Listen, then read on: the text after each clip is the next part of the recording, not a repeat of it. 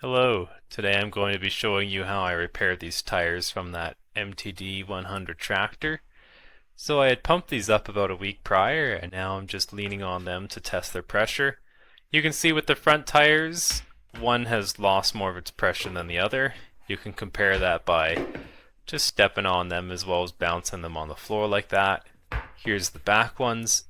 One of them really lost pressure, like I'm able to kneel into that and deform it pretty bad.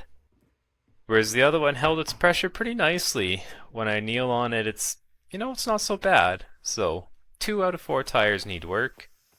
This one I pumped up with air, and I'm pretty certain the main leak is from that valve stem. I don't hear anything this loud anywhere else. So that's what I'm going to focus on fixing first, is this valve stem. This is what it looks like. This is what I was able to get out. That's not what it should look like. The core should be a complete unit like this. So I end up having to drill out the other half of the core. Thankfully it does come out, but it took a really long time. Now I'm going to put a new core in. So it just threads in there. So I drop it in with the little sticky end poking up. Then I spin it in by hand. And then I spin it the rest of the way using this tool. So that seats it nicely. Now I want to take the tire off its rim. So I've been going and I've been pouring water on it, and then I've been levering it like this, pouring water on it, levering like this. Your goal is to make sure that you're not going to ruin the tire by taking it off dry. So just go bit by bit, piece by piece. You want to lever it off completely like that. So you can see now I'm leaning on it just to confirm that the tire is off its rim. You can certainly see that it is. And even on the other side it's loose, so that's exactly what I want. Now I'm going to go and I'm going to use my tire levers to pop it out. So this is kind of a annoying process that I still don't have the knack for. So if you want to know what the amateur hour looks like, it's this right here. And the way I do this is I get it over in one place. Like you can see, I've got it over the rim here pretty well. I need to find what size of a bite to take, so to speak. So there, it comes over the rim. I need to do that all the way around. So I struggle. I'm not going to show you all the struggles because that would take a little bit much of your time. But I'm just trying to work this over the rim. Get that bead is what it's called, the thing that sits in the rim. I want to get that over because then I can free the tube and do all the kind of repairs I need. So again, I'm just working at this slow and steady. Whenever it dries out, I just slop some more water on it. I want to make sure there's not dry on dry. I want that water to act as a little bit of a lubricant. You can also use dish soap too, or any other tire soap if you're having a real challenge. But I've just about got it now.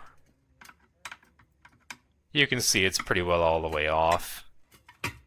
And now it's free. Now it's entirely free and loose, and I can work with this.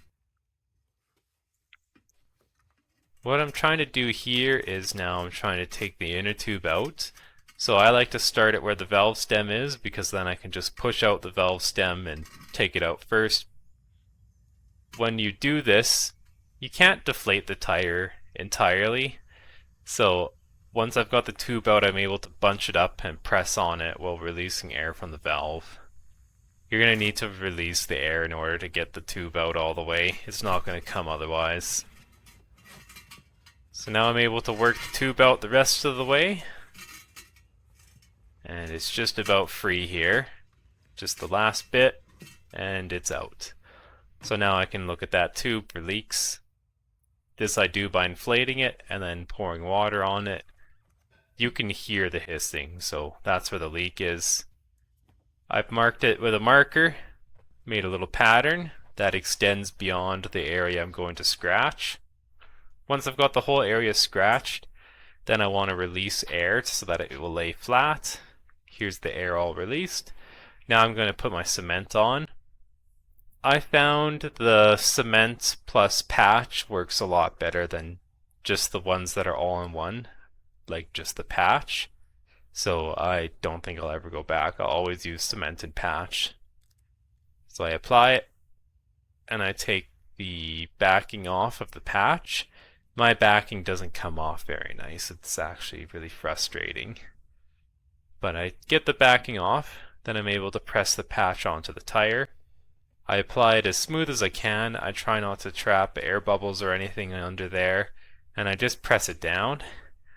Now you're supposed to hold it on there for a little bit.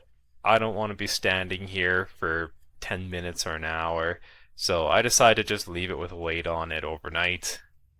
So I use my sledgehammer. This is what it looks like when it's patched up in some other areas.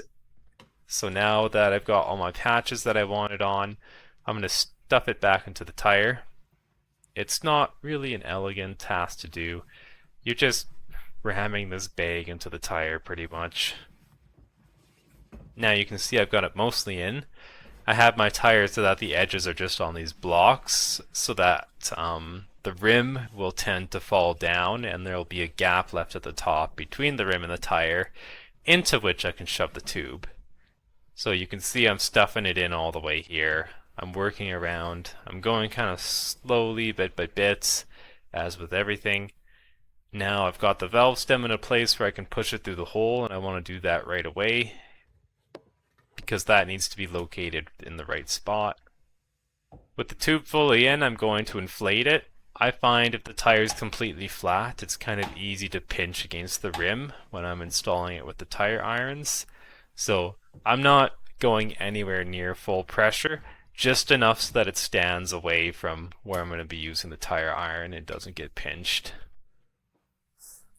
And then lastly, I just pop the tire back on its rim, similar to how I took it off. I actually end up having to put the tire in a vise just so that I can get the bead to pop into that center groove in the rim. But that's how you go about putting it back. I hope this video was helpful, and enjoy your day. Tire changing is kind of difficult, so I also wish you luck in your endeavors. Bye bye.